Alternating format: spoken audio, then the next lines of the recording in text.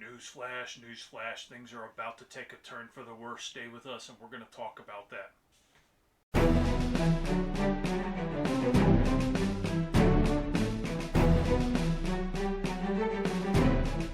All right, welcome Strategic Prepper community. Got some news, information, and oh my gosh, you guys are going to want to respond quickly. Stay to the end and find out all the details. But before we continue, hit that like button, hit that subscribe, share with a friend, and leave some comments if you got some ideas. What we are talking about today is we're talking about a couple of things. Yeah. In the big picture, we're talking about a rail strike. Okay, and just we're going to talk about the impact that could have on the supply system that is already strained. But here's the kicker. We just did a drill. Yep. A week ago. Yep. Before there's any news of this rail strike, we just did a drill with this group. And we do this sometimes. We come to groups and reach out to us on our webpage if you are interested in having us lead an SHTF exercise. We're pretty good at this.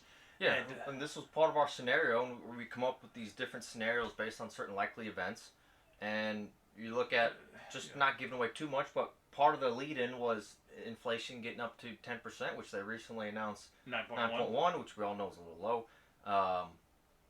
And then point number two was a rail strike. A railroad strike and the impact that would have on supplies and all that. Which is what we're seeing now. Yeah. And the strange thing about this is I don't like to brag. Okay, but I do have to make a point of this. Yeah. Okay, I do have to make a point. It's because we're not just reacting, we're researching and anticipating. And we have a pretty good history of anticipating things before most other people have. We were 2 months ahead on COVID, at least. Oh, yeah, at least. At least 2 months ahead. And not only that, with every development of COVID, we were at least 6 weeks ahead. Once the things started getting rolling, everything we thought was going to happen, at least the first 6 months or whatever. Inflation? Yeah. We were a year ahead on the inflation. Yeah, look at our older videos. Yeah. We were warning about this March of last year. April of last year. Our 2022 and our 2021 threat assessment, even our 2020, did we do this 2020? We didn't do 2020. Okay. Yeah, I can't remember. Our last 2 years, go back and look at those videos. You'll see that we're actually pretty dang accurate. Right. So, and I don't want to dwell on that too much. I just wanted to point out that not the first time we hit the nail on the head. Yeah, when people ask why should we listen to you guys, well, we do have a decent track record. Right. Yeah. So anyway, this one we put together a drill based on likely scenarios, based on what has happened before, and we led in with a rail strike. And one of the people was like, "That's not very likely. Rail workers aren't going to strike." Well, it was even truck drivers. Well, and even that's one of the discussions now everyone's having, which we had already mentioned, was what if there's sympathetic strikes, whether it's dock workers, truck drivers, people are starting to worry about it.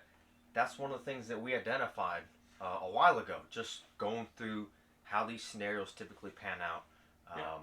So yesterday morning, you sent me a link. Yes.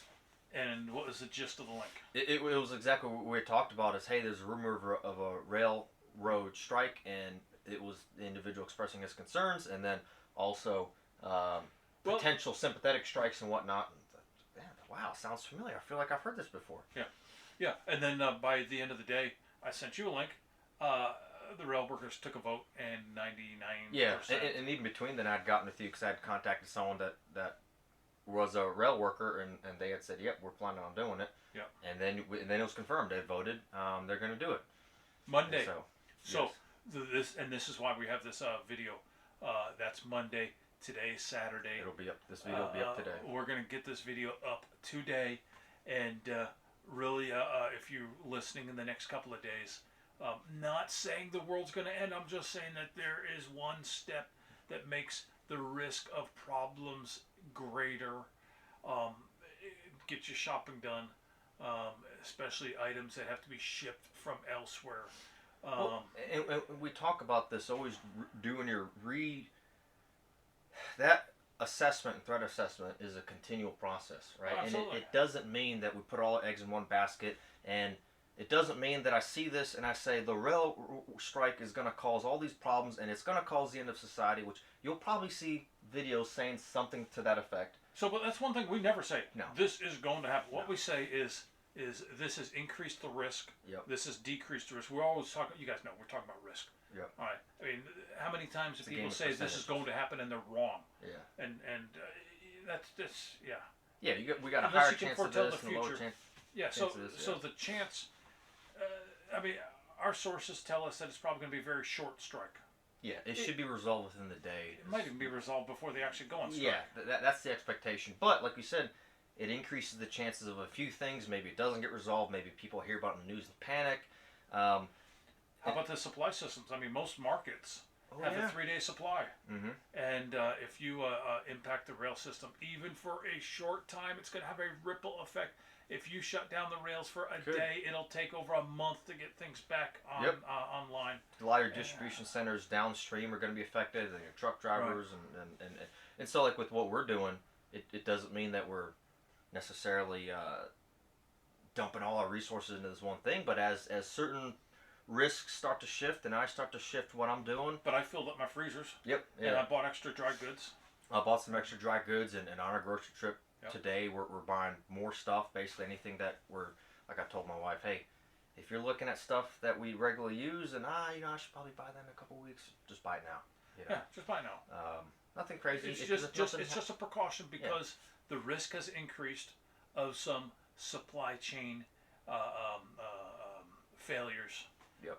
And if nothing happens, you end up using that stuff anyway, and so you just exactly. In the long run, the budget's going to balance out either way. So. Right. So we just wanted to share this with you guys, and make sure you subscribe so that you get future updates on things like this. Join us on Patreon when we talk about the hows and the whys, and we get deeper on preparedness. Join us there on Patreon. And if you're new to prepping, check out this video on 6 steps that you can do to get started. All right. Stay safe. Stay prepared.